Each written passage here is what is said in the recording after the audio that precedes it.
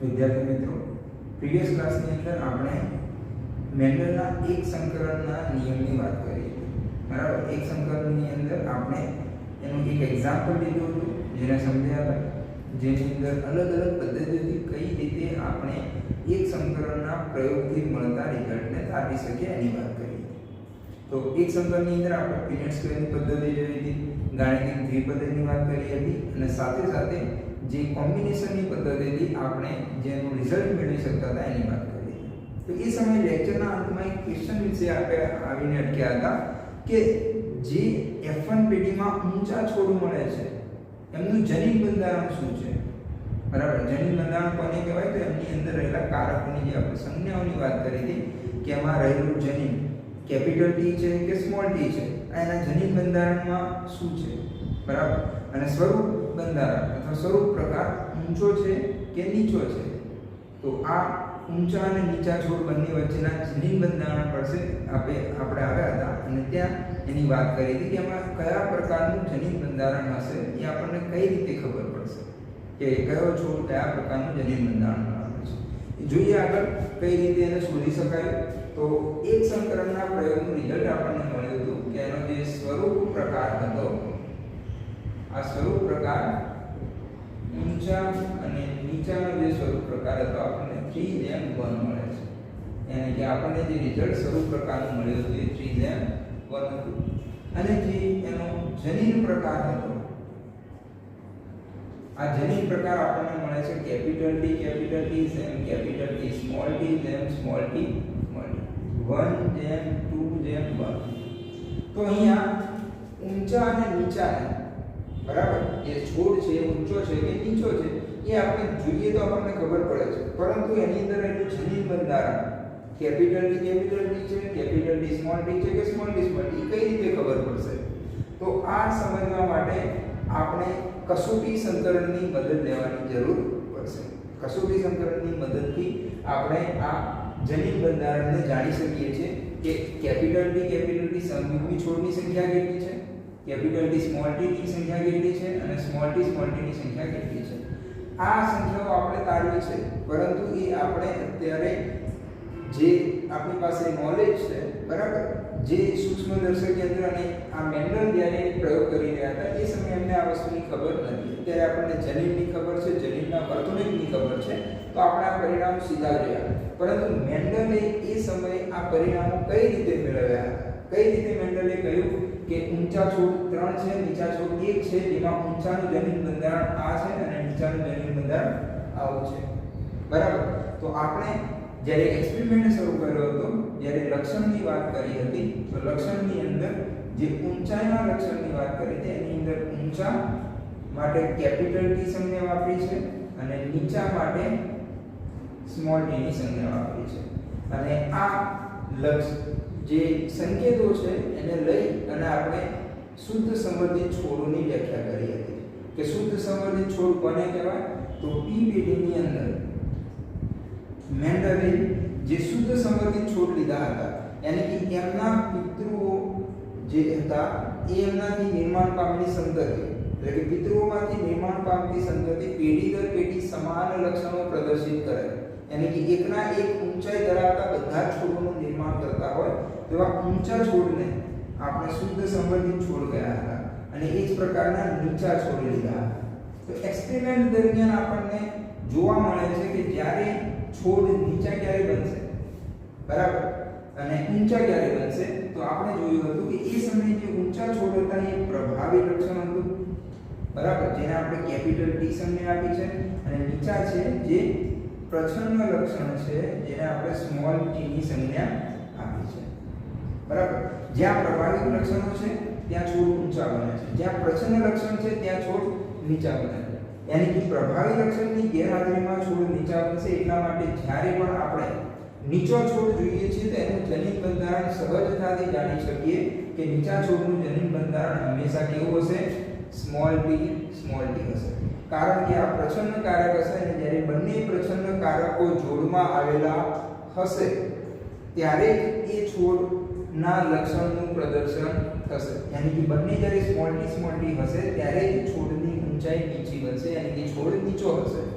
પરંતુ છોડ ઊંચો હોવાની બે સંભાવનાઓ જોઈએ આપણે કે જ્યારે કેપિટલ T હોય બરાબર બંને સમયુગ્મી લક્ષણ આવેલા હોય અથવા તો કેપિટલ T સ્મોલ t આવેલું હોય બરાબર જે p પેઢીના સંતતિ મળે છે આપણને F1 પેઢીમાં મળતા બધા જ છોડ કેવા છે કેપિટલ T સ્મોલ t બંને પિતૃઓમાંથી કંઈક લક્ષણ ધરાવતા હતા અને બધા જ ઊંચા બન્યા હતા તો આ જે જનીન બંધારણ છે એ મેન્ડલને કઈ રીતે ખબર પડી તો મેન્ડલે એને શોધવા માટે જે પદ્ધતિની મદદ લીધી એને કહેવામાં આવે છે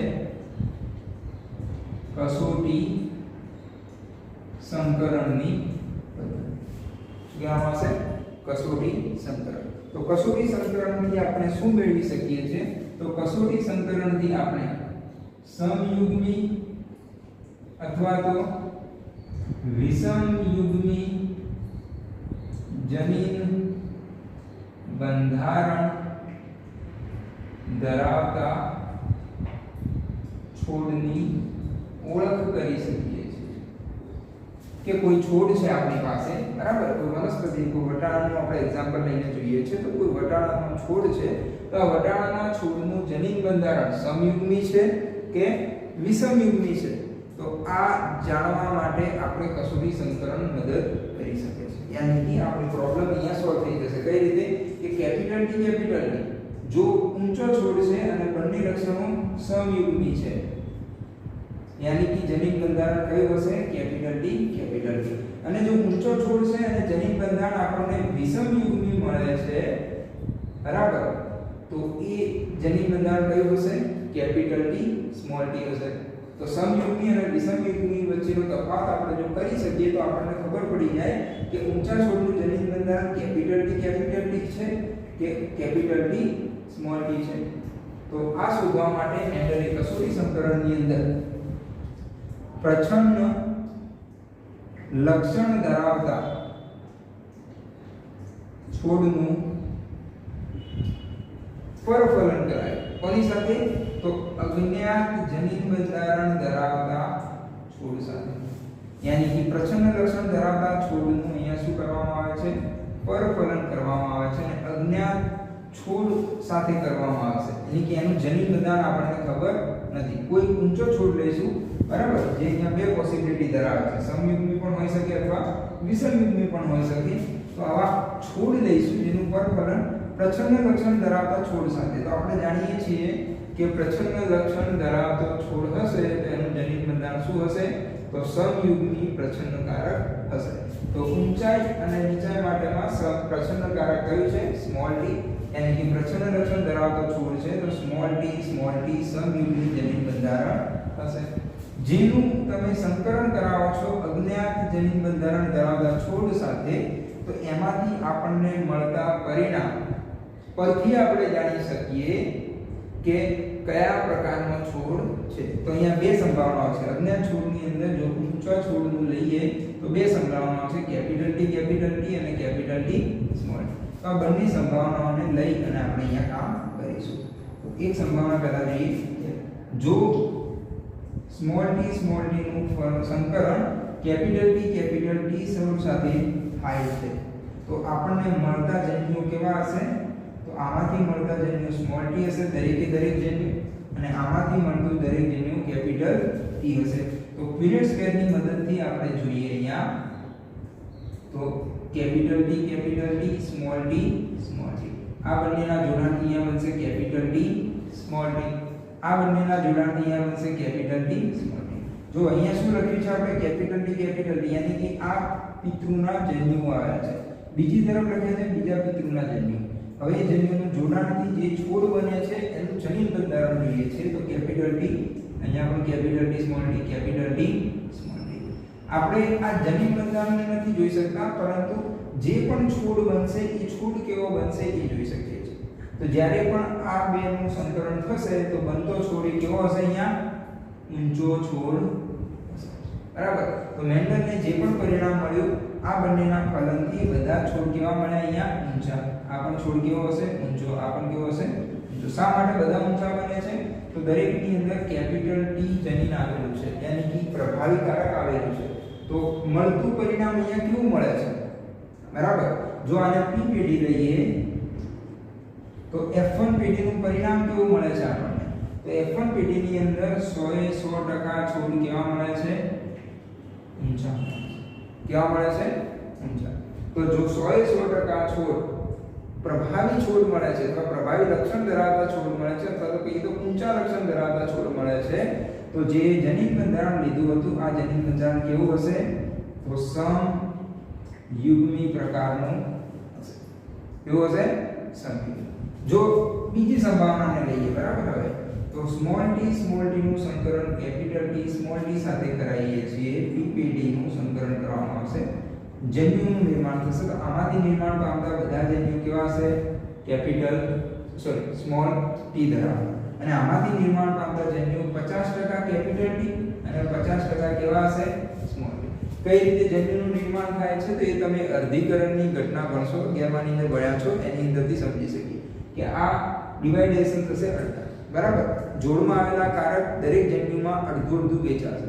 બરાબર, એક જોડમાં આવેલું કારકમાંથી એક કારક એક જન્યુમાં જશે, બીજું કારક બીજા જન્યુમાં. તો વહેંચણીના લીધે નિર્માણ પામેલા જન્યુઓમાં સ્મોલ t હશે અથવા તો કેપિટલ T હશે.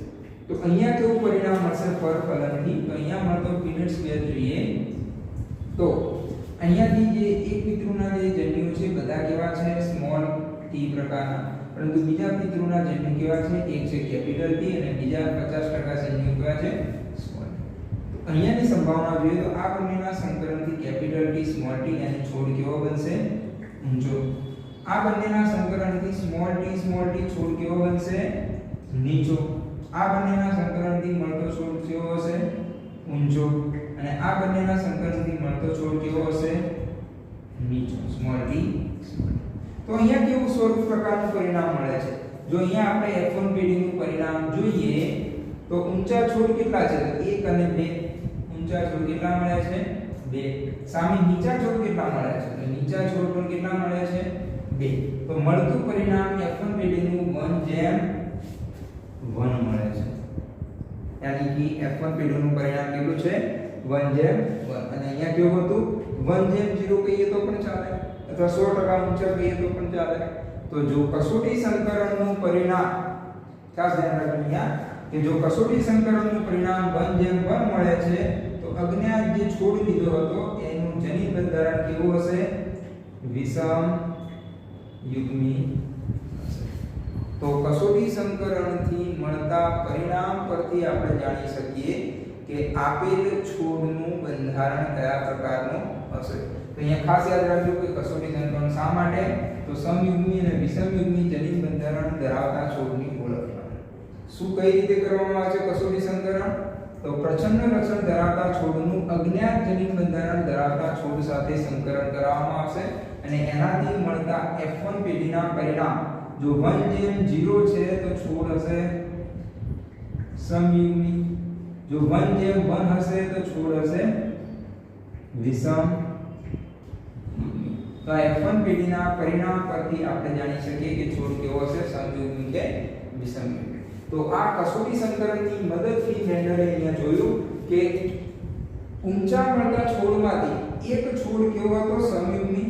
યાની કે એક છોડ કેવો હતો? સમયુગ્મી. અને બે છોડ કેવા હતા? વિષમયુગ્મી. યાની કે વિષમયુગ્મી યાની કે એનું જનીન બંધારણ કેપિટલ T સ્મોલ t અને સમયુગ્મી યાની એનું જનીન બંધારણ શું છે? Capital T capital T. તો આ કસોટી સંકરણની પદ્ધતિ છે જેના દ્વારા આપણે સમયુગ્મી અને વિષમયુગ્મી વચ્ચેનો તફાવત કરી શકીએ, જેની મદદથી મેન્ડલે આપણને આ જનીન બંધારણનું પ્રમાણ આપ્યું હતું. તો અહીંયા આપણે એક સંકરણના સ્વરૂપ પ્રકાર પણ શોધી શકીએ છીએ અને જનીન પ્રકાર પણ શોધી શકીએ. તો આ ઘટનાને કહેવામાં આવે છે કસોટી સંકરણ. 2 માર્ક્સમાં પૂછાઈ શકે એવો ક્વેશ્ચન છે બોર્ડની અંદર અને નીટની અંદર કસોટી સંકરણની મદદથી સારા એમસીક્યુ બનાવવામાં આવે છે. તો આ એમસીક્યુને આપણે પાછળથી જોઈશું. અત્યારે આપણે કસોટી સંકરણ વિશે ડિસ્કસ કરી, જેનું પરિણામ મેળવ્યું, જેના પરથી સમયુગ્મી અને વિષમયુગ્મી અલગ કરી શકીએ. એકવાર ફરી લખી દઈએ અહીંયા. કસોટી સંકરણ નું પરિણામ આપણને મળ્યું કે F1 પેઢીનું જો પરિણામ 1:0 મળે છે તો એ છોડ કેવો હશે? સમયુગ્મી અથવા બીજા શબ્દોમાં કહીએ તો 100% પરિણામ મળે છે તો એ છોડને શું કહી શકાય? સમયુગ્મી. અથવા જો પરિણામ આપણને 1:1 મળે છે તો એ છોડને શું કહેવામાં આવે છે? વિષમ યુગ્મી. અથવા ટકાવારીમાં કહીએ તો 50% પરિણામ મળે છે તો એ છોડ કેવો હશે? વિષમ. તો F1 પેઢીનું પરિણામ પરથી આપણે સમયુગ્મી અને વિષમયુગ્મીને ઓળખી શકીએ. હમણાં આપણે ઊંચાઈ સાથેનું એક્ઝામ્પલ લીધું હતું. હવે બુકમાં આપેલા એક્ઝામ્પલ સાથે જોઈએ કસોટી સંકરણને ફરીથી એકવાર. કઈ રીતે બુકમાં એક્ઝામ્પલ આપેલું છે? તમને પુષ્પના કલરનું એક્ઝામ્પલ આપ્યું છે કે વટાણાની અંદર પુષ્પનો કલર, જે પુષ્પનો રંગ છે એ બે પ્રકારનો આપણને રંગ જોવા મળે છે. એક રંગ હોય છે જાંબલી પુષ્પ અને બીજો છે સફેદ પુષ્પ. બરાબર. આ જાંબલી અને સફેદ પુષ્પ પર મેન્ડલે જ્યારે એક સંકરણનો પ્રયોગ કર્યો તો એક સંકરણના પ્રયોગથી, બરાબર, તમને ક્વેશ્ચન આ રીતે પૂછશે કે પુષ્પના રંગમાં જાંબલી પુષ્પ અને સફેદ પુષ્પના એક સંકરણના પ્રયોગથી મેન્ડલને F1 પેઢીમાં જાંબલી પુષ્પ મળે છે. બરાબર. પુષ્પના રંગમાં F1 પેઢીમાં જાંબલી પુષ્પ મળે છે. તો આ બે સ્ટેટમેન્ટ પરથી આપણે શું ઓળખી શકીએ? તો શું તારણ કાઢી શકીએ કે જો આ બંને શુદ્ધ સમર્થિત છોડનું સંકરણ કરાયું, બરાબર, પરફલન કરાયું મેન્ડલે અને જાંબલી પુષ્પ મળે છે, યાની કે જે પ્રભાવી કારક હશે એ કયું હશે? જાંબલી. અહીંયા આપણને મળતું જે પ્રભાવી કારક છે આ પ્રભાવી કારક જાંબલી હશે. તો હવે આપણે આને સંજ્ઞાઓ આપી શકીએ છીએ, બરાબર, જાંબલી અને સફેદ. હવે આ બંને માટે જો સંજ્ઞાઓ આપણી બુકમાં આપેલી સંજ્ઞા જોઈએ તો અહીંયા W સંજ્ઞાનો ઉલ્લેખ કર્યો છે. તો કેપિટલ W એ શું છે? જાંબલી પુષ્પની સંજ્ઞા છે અને સ્મોલ w એ શેની સંજ્ઞા છે? સફેદ પુષ્પ માટેની સંજ્ઞા છે. તો આપણને અહીંયા જાંબલી પુષ્પ અને સફેદ પુષ્પની સંજ્ઞા લીધી w અને સ્મોલ w. તો હવે કસોટી સંકરણ કરીએ તો કસોટી સંકરણની બંને સંભાવનાઓની જો ચર્ચા કરીએ તો કસોટી સંકરણમાં મેન્ડલે શું કર્યું હતું? તો પ્રચ્છન્ન લક્ષણ ધરાવતો છોડ લીધો હતો. તો અહીંયા પ્રચ્છન્ન લક્ષણ શું છે? સફેદ જે રંગ છે પુષ્પનો સફેદ રંગ એ પ્રચ્છન્ન લક્ષણ છે. તો એમાં જે જનિત બંધારણ હશે કેવું હશે? WW, યાની કે સ્મોલ w એનું શું થશે? જનિત બંધારણ, જેનો કલર કેવો હશે? હવે આપણે અહીંયા લીધેલા જાંબલી પુષ્પનો કલર જાણતા નથી, બરાબર, જે જાંબલી પુષ્પનું જનિત બંધારણ જાણતા નથી. તો જાંબલી પુષ્પનું જનિત બંધારણ જો જાણવું હોય તો શું કરી શકીએ? તો કસોટી સંકરણમાં બંને સંભાવનાઓ જોઈએ, બરાબર, કે જો અહીંયા આપેલા જાંબલી પુષ્પની બે સંભાવનાઓ શું હશે? કેપિટલ W અથવા તો કેપિટલ W સ્મોલ w. તો એક સંભાવના લઈએ. પહેલા આ સંભાવના સાથે વર્ક કરીએ તો જો સ્મોલ w નું પરફલન કેપિટલ W સાથે કરવામાં આવે છે તો અહીંયા આપણને કેવું પરિણામ મળશે? તો P પેઢીનું જો પરફલન કરાવવામાં આવે તો મળતી F1 પેઢી કેવી હશે? તો આમાંથી નિર્માણ પામતા દરેક જન્યુ કેવા હશે? Small w. અને આ છોડમાં નિર્માણ પામતા જન્યુ બધા કેવા હશે? કેપિટલ W, બરાબર. તો આ બધા જન્યુ કેપિટલ W છે, આ સ્મોલ w. તો F1 પેઢીમાં પીનેટ સ્ક્વેરની મદદથી પરિણામ મેળવી શકીએ. બરાબર. સિમ્પલી તમે આ બંનેને જોડી અને પણ પરિણામ મેળવી શકો છો. આપણે અહીંયા પીનેટ સ્ક્વેરની પદ્ધતિ જોતા રહીશું વારંવાર. તો નેક્સ્ટ દ્વિસંકરણની અંદર આપણને પીનેટ સ્ક્વેરમાં કોઈ પણ પ્રકારની તકલીફ ના પડે, બરાબર. હવે એક બાજુ લખીશું નર અને બીજી બાજુ લખીશું માદા પુષ્પ. કારણ કે આ બંને છોડ ઉભયલિંગી છે, બરાબર, વટાણા એ ઉભયલિંગી છે એટલા માટે ગમે તે એક બાજુ લખીશું કે બીજી બાજુ લખીશું. તો અહીંયા મળતા જન્યુ સ્મોલ w, બીજી બાજુના જન્યુ છે કેપિટલ W. તો બનતા જે છોડ છે એનો સ્વરૂપ પ્રકાર કેવો હશે?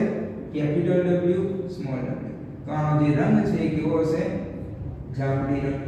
અહીંયા જે છોડનું જ્યારે સંકરણ થશે તો કેપિટલ W સ્મોલ w મળતું પુષ્પ કેવું હશે? જાંબલી. આ બંનેના જોડાણથી કેપિટલ W અને સ્મોલ w મળતું પુષ્પ કેવું હશે? જાંબલી. આ બંનેના જોડાણથી કેપિટલ W સ્મોલ w મળતું પુષ્પ કેવું હશે? જાંબલી. તો અહીંયા પરિણામ જે મળે છે પરિણામ કેવું મળે છે? તો F1 પેઢીના જો સ્વરૂપ પ્રકાર કહીએ જાંબલી પુષ્પ અને સફેદ પુષ્પનું પરિણામ તો આપણને મળશે 4:0 અથવા તો એને બીજા શબ્દોમાં 1:0 અથવા તો કહી શકીએ 100% કેવા પુષ્પ મળે છે? જાંબલી પુષ્પ મળે છે. તો જો મળતું પરિણામ 1:0 અથવા 100% જાંબલી પુષ્પ એની પ્રભાવી લક્ષણ છે તો આ છોડનો જે જનીન બંધારણ હતું તો જનીન પ્રકાર હતો જે આપણા માટે અજ્ઞાત હતો, બરાબર. એનો સ્વરૂપ પ્રકાર આપણે જોઈ શકીએ પુષ્પનો રંગ સફેદ છે કે જાંબલી છે, પરંતુ એનું આંતરિક જનીન બંધારણ બહારથી જોઈ શકતા નથી. તો આપણને મળતા F1 પેઢીના પરિણામ પરથી અહીંયા કહી શકીએ કે જે છોડ લીધો હતો આપણે એનો જનીન પ્રકાર કેવો છે? સમયુગ્મી પ્રકારનો. હવે બીજી સંભાવનાઓ પર વર્ક કરીએ તો કે પ્રચ્છન્ન લક્ષણ ધરાવતો છોડ છે તો સ્મોલ w સ્મોલ, અને બીજી સંભાવના છે કેપિટલ W અને સ્મોલ w. તો આમના જે જન્યુ આપણને મળશે એમાં જન્યુમાં બધા જન્યુ પ્રચ્છન્ન છોડના બધા જન્યુ સ્મોલ w હશે અને આ છોડના જન્યુ બે પ્રકારના મળશે, યા તો કેપિટલ W હશે અથવા તો સ્મોલ w હશે. બંને વચ્ચેના પરફલનથી આપણને F1 પેઢીમાં જે પરિણામ મળશે કેવું હશે?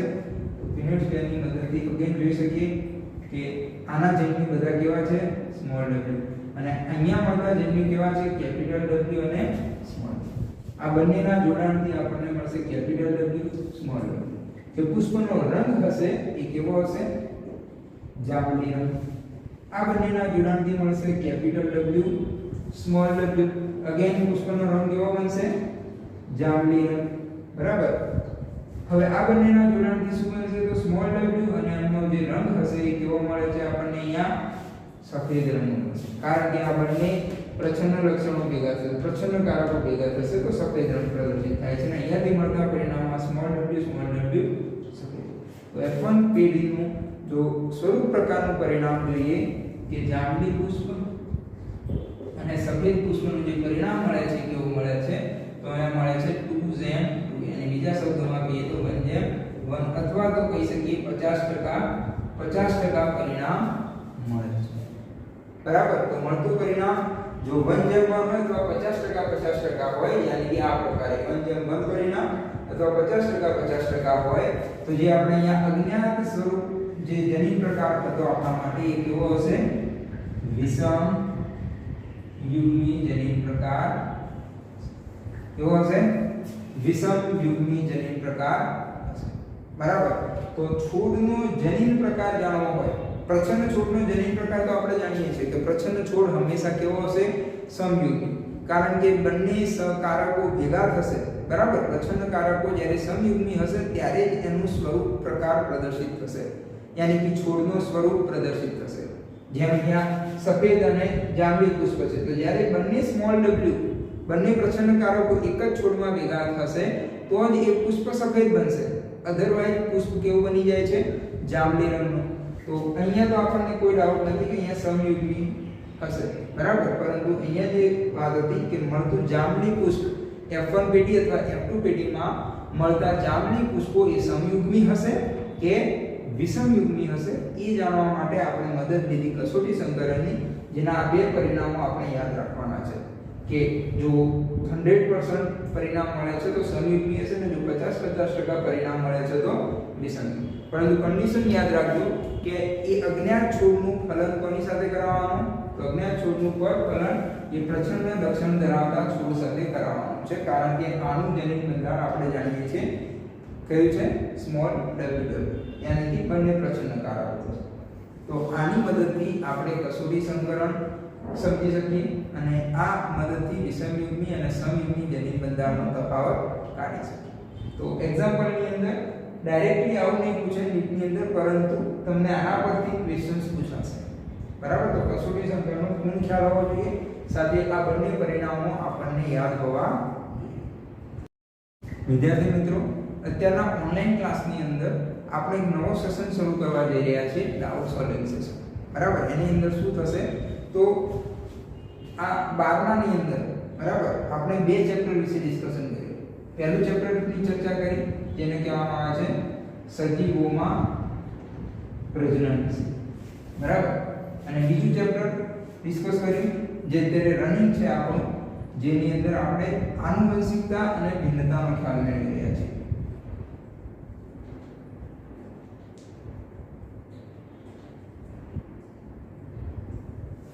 બરાબર. આ બંને ચેપ્ટરની અંદર પહેલું ચેપ્ટર ફિનિશ થઈ ગયું, બીજું રનિંગ છે. તો હવે આ બંને ચેપ્ટરમાં તમને વાંચતી વખતે યાની કે લેક્ચરની અંદર જે હું ભણાવું છું એની અંદર કોઈ ડાઉટ આવે છે? બરાબર. ડ્યુરિંગ લેક્ચર ટાઈમમાં તો જો કોઈ લેક્ચર ટાઈમની અંદર ડાઉટ આવે છે તો તમે એ લેક્ચરનું જે ટાઈમ ડ્યુરેશન છે આ ટાઈમ ડ્યુરેશન નોટ કરી લેવાનું. માની લો કે એક લેક્ચર છે 30 મિનિટનું, જેની અંદર 15 મિનિટ અને 30 સેકન્ડે તમને જે છે ત્યાંથી તમને સમજાયું નથી, બરાબર, ત્યાંથી કોઈ ડાઉટ છે તો ત્યાં જે મિસિંગ થાય છે તમે આ ટાઈમ ડ્યુરેશન અને આની લિંક મને જે નંબરથી આ વિડિયો શેર કરું છું ગ્રુપમાં એના ઉપર WhatsApp કરી શકો, બરાબર. પહેલું તો કે આ પ્રોબ્લેમ. બીજી પ્રોબ્લેમ કે તમે જ્યારે વાંચતા હો એ સમયે જો તમને કોઈ ડાઉટ આવે છે, બરાબર, કોઈ ટોપિક સમજાયો નથી અથવા તો બુકની અંદર જે આપણે ભણાવી અને તમે NCERT ની અંદર વાંચો છો અને ત્યાં કોઈ લાઈનની અંદર ખબર નથી પડતી તો તમે એનો ફોટો પાડી અને ત્યાં અંડરલાઈન કરી મને WhatsApp કરી શકો છો. તો નેક્સ્ટ લેક્ચરની અંદર શરૂઆતના ટાઈમમાં અમારા પૂછાયેલા પ્રશ્નોને આપણે વિડિયો લેક્ચરની અંદર પહેલા ડિસ્કસ કરીશું અને પછી નેક્સ્ટ ટોપિક ઉપર જઈશું. અને ત્રીજું કે તમે કોઈ ચેપ્ટર જે ત્યાં ચેપ્ટર પતી ગયું છે અને એના કોઈ MCQ સોલ્વ કરો છો, બરાબર, તો એના MCQ સોલ્વ કરતી વખતે જો તમને કોઈ ડાઉટ આવે છે તો એ MCQs નો પણ તમે ફોટો પાડી અને મને WhatsApp કરી શકો છો, બરાબર. તો જો તમને કોઈ ડાઉટ આવે છે ડ્યુરિંગ ધ લેક્ચર પછી MCQ સોલ્વ કરવામાં તો એ સમયે તમે એનો ફોટો પાડી અને હું જે નંબરથી ગ્રુપમાં વિડિયો શેર કરી રહ્યો છું, બરાબર, જે નંબરથી તમને WhatsAppમાં વિડિયો મળે છે એના ઉપર શેર કરી શકો છો અને એ શેર કરેલા પ્રશ્નોનો નેક્સ્ટ લેક્ચરની અંદર ડાઉટ સોલ્વિંગ સેશનમાં લેવામાં આવશે. એટલે કે તમારા પૂછેલા પ્રશ્નોનું વિડિયો લેક્ચરની અંદર આન્સર આપીશ. ધન્યવાદ. અને આશા રાખું છું કે દરેક વિદ્યાર્થી આ પ્રેક્ટિસ પાડે ક્વેશ્ચન આન્સરની. જો તમને ક્વેશ્ચન આન્સર કરશો તો જ તમને વધારે સમજવામાં મદદ મળશે, બરાબર. તો આશા રાખીએ છીએ તમે આને ફોલો કરશો.